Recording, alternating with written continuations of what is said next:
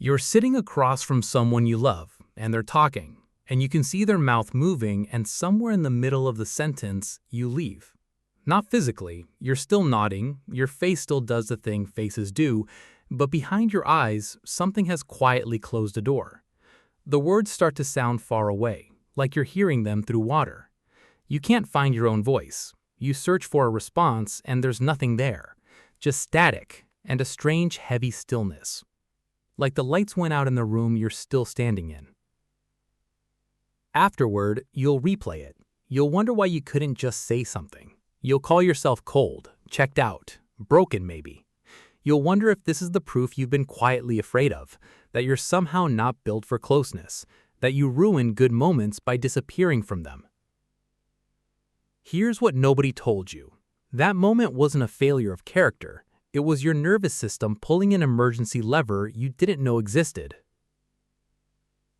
Naming the pattern. Let's give this thing a name, because unnamed pain has a way of feeling like identity, and named pain has a way of feeling like information. This is the quiet shutdown. It's different from a panic attack. It's quieter than that, and in some ways lonelier because nobody around you can see it happening. There's no trembling, no tears, no obvious sign that anything is wrong. From the outside, you look distant, maybe a little flat. From the inside, you've gone somewhere else entirely, somewhere your own body decided was safer than here.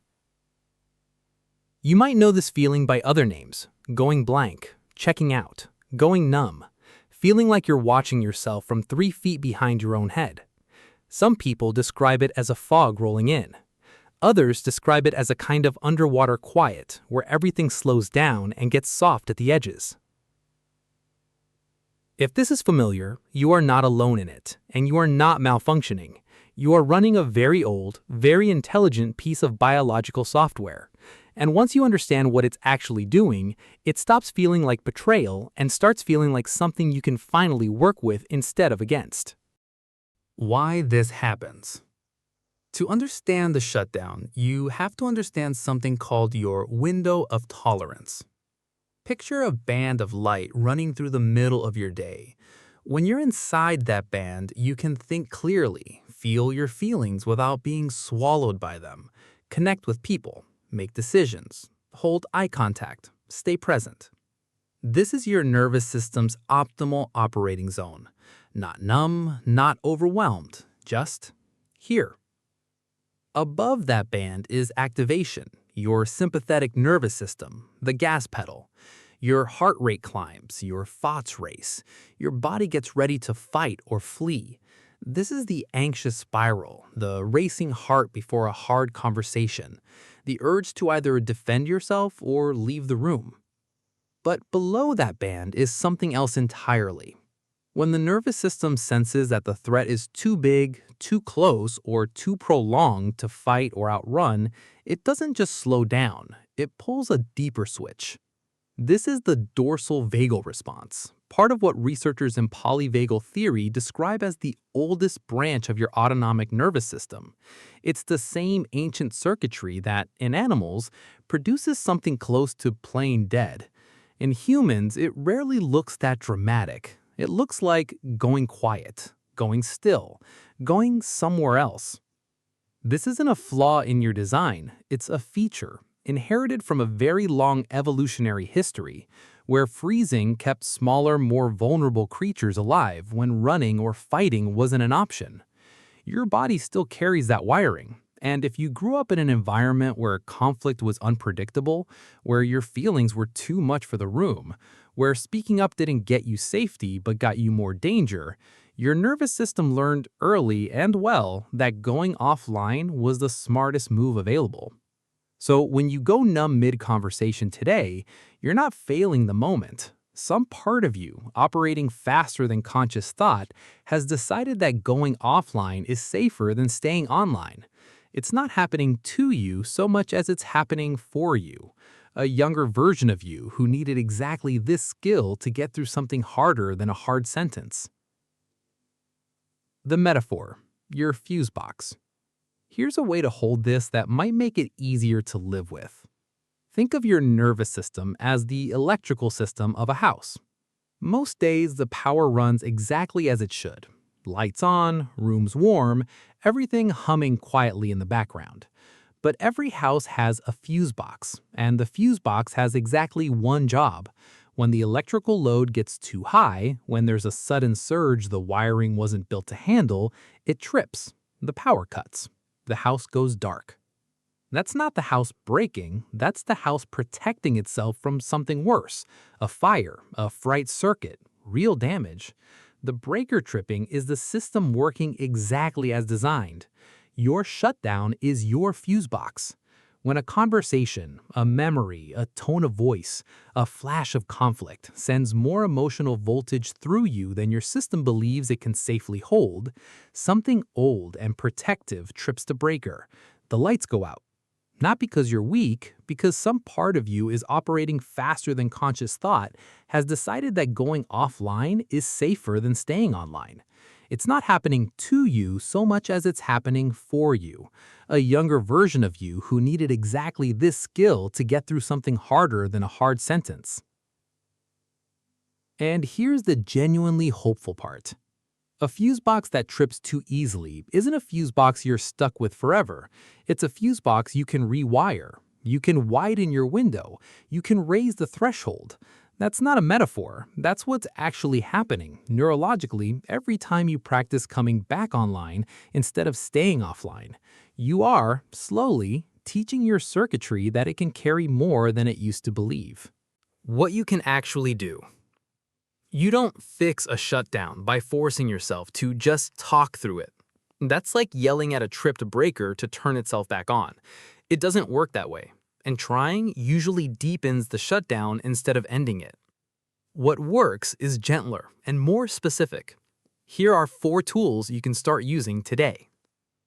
1. Name it now. The earliest moment to interrupt the shutdown is before it fully lands, in the seconds where your chest tightens, your thoughts start to blur, or the room starts to feel slightly far away. In that moment, silently or quietly say to yourself, "This is the edge of my window." That one sentence does something important. It moves the experience from something happening to you, unnamed and overwhelming, into something happening in you, observed and therefore slightly less total. Naming the edge doesn't stop the wave, but it gives you a foothold on it. 2.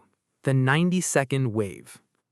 There's research suggesting that the pure physiological surge of an intense emotion, the chemical wash through your bloodstream, typically moves through the body in about 90 seconds if you let it, rather than fight it or feed it with story. Past that, what keeps the feeling going is usually the thinking about the feeling, not the feeling itself. So when the shutdown starts, instead of reaching for words you can't find, try simply tracking time. 90 seconds of breathing, 90 seconds of just letting the wave move through your body without trying to perform competence on top of it. You're not avoiding the moment, you're writing it instead of being dragged under it. 3. The 2-inch anchor. Shutdown pulls you out of your body and into a kind of internal distance. The antidote isn't a big gesture. It's a small, specific point of physical contact that brings you back into the present without demanding anything emotionally complex from you. Press your thumb against your forefinger. Feel the texture of the fabric under your hand. Notice the actual temperature of the air on your skin. 2 inches of real physical sensation is often enough to give your nervous system a foothold back into now, because the dorsal vagal state thrives on disconnection from the body, and tiny concrete sensation is one of the fastest ways to gently contradict that. 4. The re-entry script. This one isn't for the moment of shutdown, it's for after. Have a short, honest sentence ready in advance, something like, "I went somewhere else for a second. I'm back now, and I still care about this conversation." You don't need to over-explain the biology to the person across from you. You don't need to perform an apology for something your body did to protect you. A short, honest re-entry does more for a relationship than a long, anxious one. It tells the other person what happened without making you responsible for managing their reaction to it, too. A necessary caveat. Here's the part worth saying clearly, because reframing isn't the same as bypassing. Understanding why the shutdown happens doesn't mean you stop noticing its cost. If this pattern is showing up often, if it's making it hard to stay present with people you love, hard to function at work, hard to feel like yourself for hours or days afterward, that's worth more support than a video can give you. A wider window of tolerance is something you can build gradually and gently on your own, but if the shutdowns are frequent, disorienting, or tied to specific memories that surface alongside them, working with a trauma-informed therapist isn't a sign that self-work has failed. It's often the fastest way to actually widen that window, because some rewiring genuinely goes faster with another steady nervous system in the room. This isn't about white-knuckling your way into never going quiet again. It's about understanding the system well enough to work with it, and knowing when to bring in more support than understanding alone can offer. Closing. If you've spent years quietly afraid that you're too sensitive, too far away, too hard to reach in the moments that matter most, I want you to hear this clearly. Your nervous system has been working incredibly hard for a very long time to keep you safe in the best way it knew how. That isn't a character flaw. That's loyalty, expressed in a language nobody taught you to translate. And the beautiful, practical truth is that this circuitry isn't fixed. Every time you name the edge, ride the 90 seconds, find your 2-inch anchor, or offer a short, honest reentry instead of disappearing into silence and shame, you're not just getting through a hard moment. You're showing your fuse box, very gently, that it can hold a little more than it used to. That's how the window widens. Not all at once, just slightly, every time. If you want a simple way to keep these tools close, I've put together a free PDF guide that walks through each one. Name it now, the 90-second wave, the 2-inch anchor, and the re-entry script so you have them ready before the next moment finds you, instead of trying to remember them after. The link is in the description. You're not too sensitive. You're not unreachable. You're a person whose system learned to protect you exceptionally well, and now, slowly, you get to teach it that it's safe to stay.